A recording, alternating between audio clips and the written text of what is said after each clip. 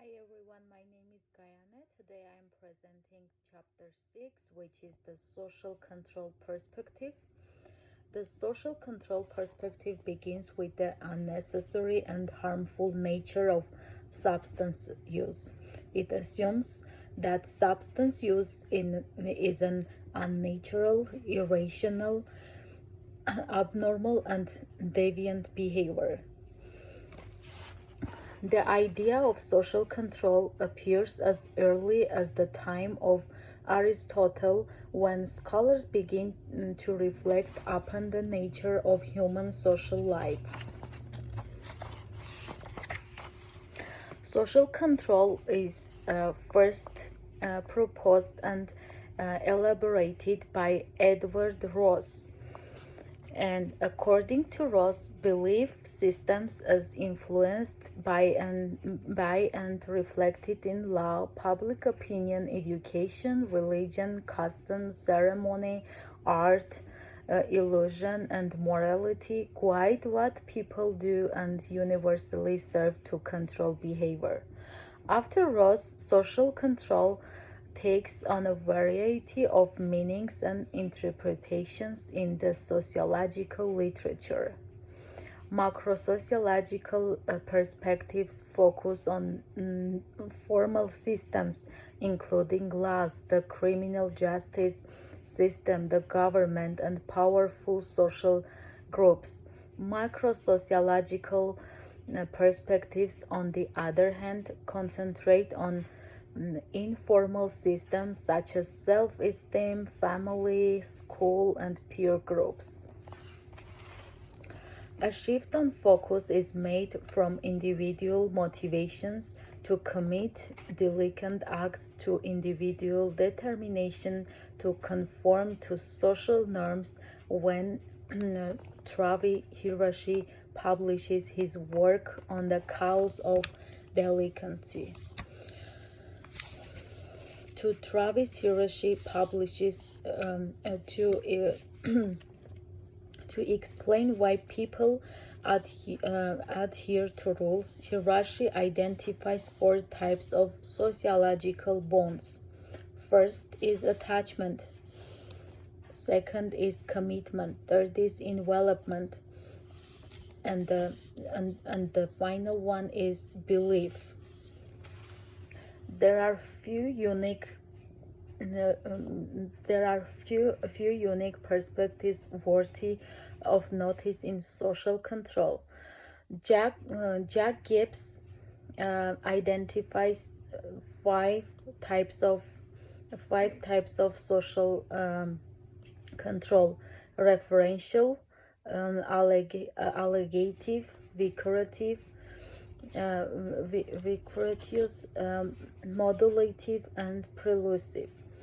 Donald Black equalizes social control to all of the practices by which people define and respond to deviant behavior. Alan Horwitz develops a systematic typology of social control in terms of style, form, and effectiveness.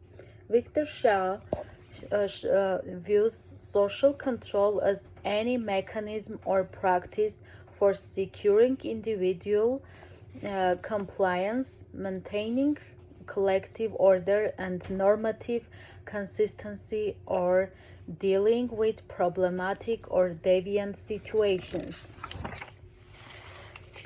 According to the ecological model, there are four levels of influence of the individual's psychological development and social functioning. The ontogenic donates with the individual and his or her personal characteristics, such as physical features and personality traits. The exosystem describes the neighborhood and community where the individual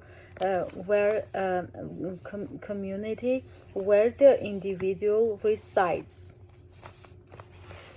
Among the main measures of control are treatment, prevention, deterrence, border interdiction, and crop eradication. The U.S. drug policy that builds exactly upon these components, however, draws more criticism than acclamations from both practice and research.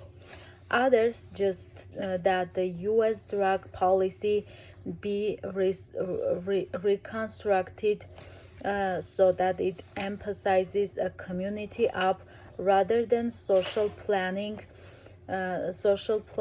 hierarchy down approach. It takes a communitarian perspective that recognizes the librarian goal of personal freedom, the authoritarian concern for character.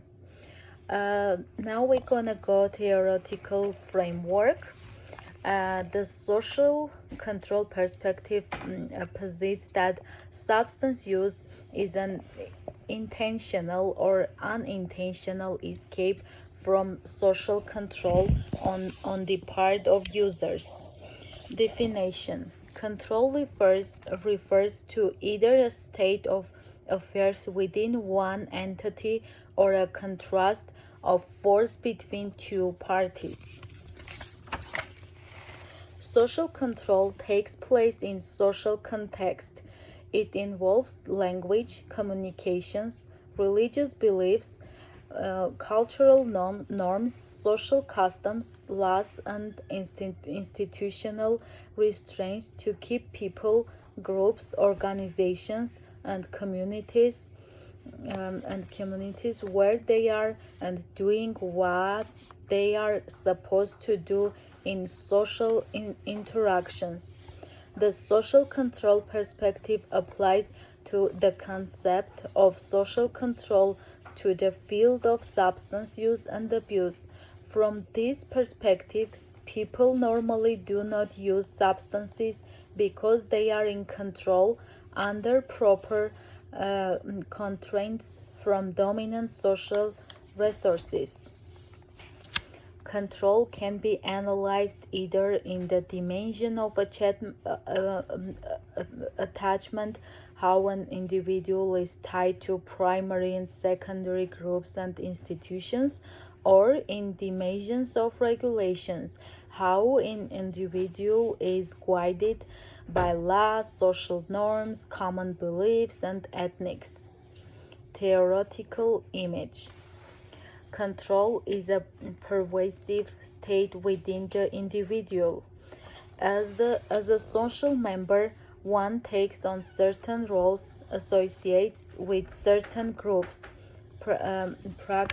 participates in certain activities, follows different rules and frames his or her daily routine in a structured way. One may retreat from active social life and become involved in non-productive activities such as drug use and vagrancy.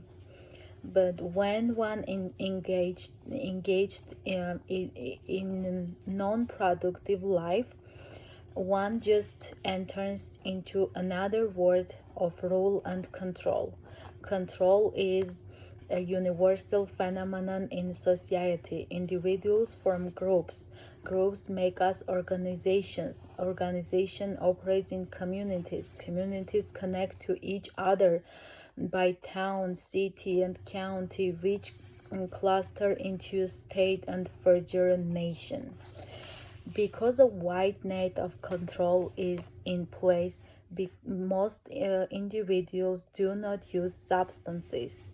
Across families, ethnic groups, professional associations, work organizations, and governmental bureaucracies, substance use is not a major issue either. The, the whole world may experience ups and downs in variety and severity severity of substance use of social control loosens and tightens in its full spectrum of power and influence from time to time and from place to place. Theoretical components. The social control perspectives examines how social control is related to substance use and abuse. Inherent in the perspective are five major theoretical components: source of control, dimensions of control, degree of control, substitution of control, and restoration of control. Source of control vary in terms of where they originate, how they relate to the individual, what form they take, and how they exert their influences. First, there are external various internal control. External controls refer to controls from the outside, including parental discipline, rules, and refer to controls and structured routines in school, legal codes, public opinion, and other social constraints. Internal controls include conscience, ego, ideas, self-discipline, psychological rules, and cycle limits. And second, primary controls come from parents, spouses, siblings, relatives, and kinship. And third, institutional sources include family, school, organizations, governmental agencies, and other entities with an identifiable structure. Finally, material controls target the body. They include medications, therapeutic devices, physical activities, and visible rewards. Dimension of control. Control in content consists of two essential components. Attachment refers to the physical proximity an individual is tied to, as well as the emotional investment he or she is engaged in with his or her source of control.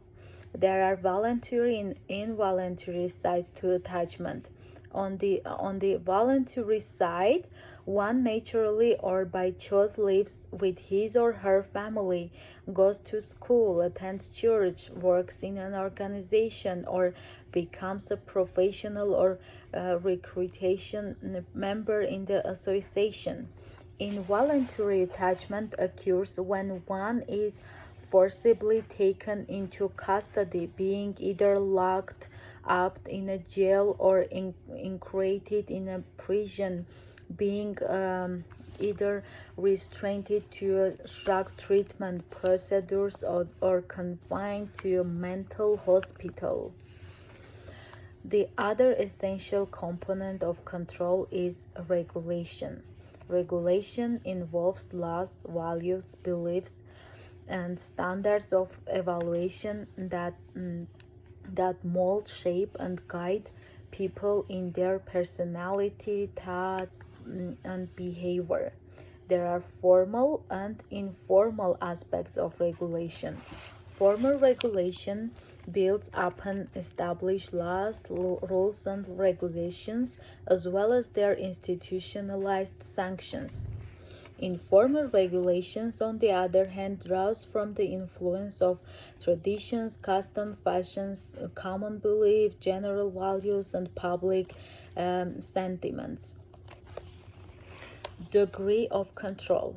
By common sense, there exists either control or no control. Problems arise when a situation is out of control or there is no control. The degree of control in the normal range is characterized as proper control. Proper control features appropriate attachment and adequate regulations. With appropriate attachment, with individuals develop meaningful connections to family, kinship, school, church, employer, and other social institutions. By adequate regulation, individuals grow with positive socialization experiences. They internalize linguistic rules, religious beliefs, cultural norms, social customs, legal codes, and other social conventions. Out of normal range are either excessive or insufficient controls. Excessive control manifests in intense attachment and self-regulation. Under intense attachment, individuals are overly tied to social groups so that do not have personal space for themselves. They spend most of their time and energy on the activities, and insufficient control lies in loose attachment and lacks regulation. Loose attachment to social groups puts individuals in a state of flooding over reality. They feel lonely and alienated because they do not coherently belong to any group of have difficulty participating in social activities. Substitution of control. Problems in social control may lead to substance use and abuse. First, as individuals keep using a substance, they experience a lesser effect of a substance.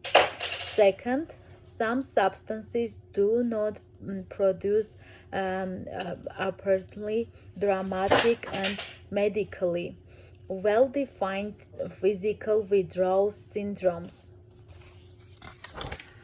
Third, between body and mind, substance use and abuse may result in improper attachment of mind to body and improper regulation of mind over body. Improper means either insufficient or excessive. Finally, upon substance use and abuse, individuals network with other users, establish relationship with sources of supply, gather use related information, and develop patterns of use in terms of time, location. And the final control is a restoration of control.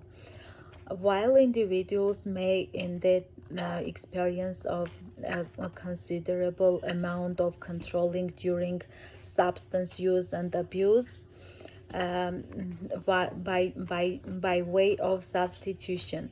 Various social agents normally only recognize a loosened, disrupt control they face with substance affected subjects.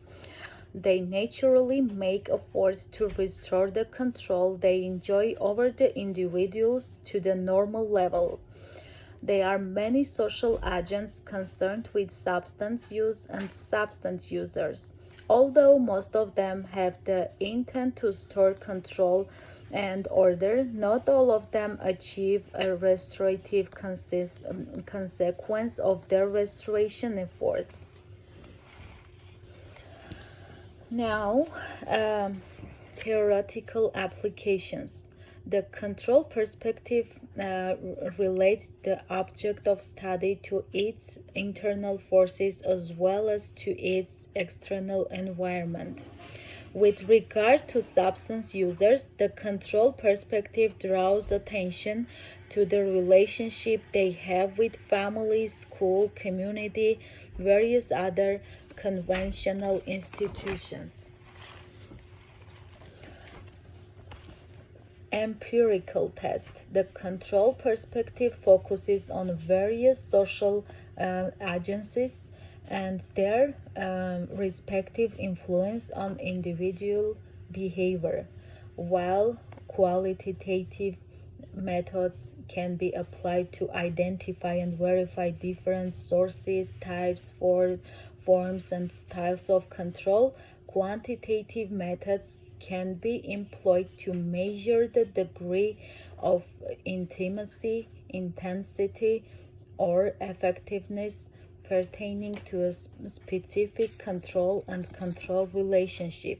Specifically, case studies are useful for gaining detailed knowledge about individual substances, substance users, and control agents. Historical analysis is in indispensable to linking the change in moral and legal discourses to the use of substance over time. Survey research has been essential to establishing, validating, and refuting major arguments pertaining to social control theories. And also, experimental studies are applicable in empirical tests for the control perspectives as well. Policy implications. The control perspective relates substance use to different forces of control in individual life. In policy arenas, it provides directions and strategies for decision makers and practitioners in various concerned fields to effectively deal with substance use and abuse as challenging social problems. Public health, social control, life, community, work, and organization. Public health. Medical researchers and practitioners study biochemical and neurobiological conditions among substance users. To understand those conditions, they sometimes delve into users' genetic structure and attribute use to heredity. To develop medical treatment, they often begin with the normal biochemical equilibrium among human beings and figure out how to restore this type system to its normal balance for substance users. Health services professionals, including health educators, counselors, raise awareness about health lifestyles in the general public or work on specific health problems faced by special at risk groups. Health service professionals need to identify negative sources of influence, analyze excessiveness or insufficiency in attachment and regulation, and work to restore balance with appropriate control substances. For example, in many be challenging to counsel a young who grows up with an excessive attachment to his or her drug using parents or an excessive regulation by his or her parents' liberal attitudes toward drug use.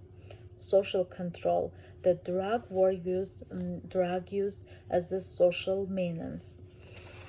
So first, substance use does not boil down to drug use. Second, social control does not equalize elimination and punishment. Third, social controls agents do not involve only police do not involve only police officers and prison guards. Fourth, between supply and demand, the social control perspective focuses more on demand.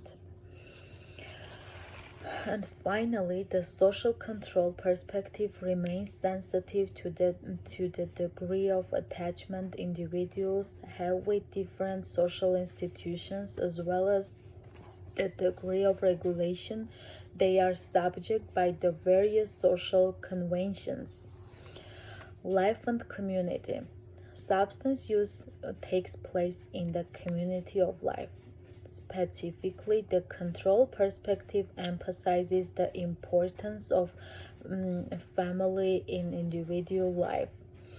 To prevent substance use among youth, a strong family needs to be built so that um, parents interact closely, smoothly, and routinely with children to serve as their friends, mentors, role models, and sources of inspiration, guidance, and support.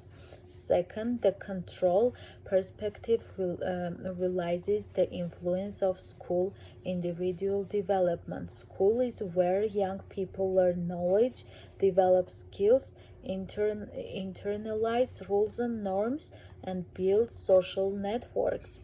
Third, the control perspective points to the functional role of a neighborhood in fostering collective spirit among residents.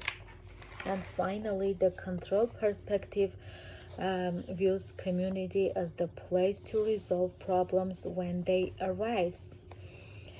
Human beings are creative beings. While most people are law abiding citizens, there are always a few outliers who tend to deviate from normal ways to thinking and acting.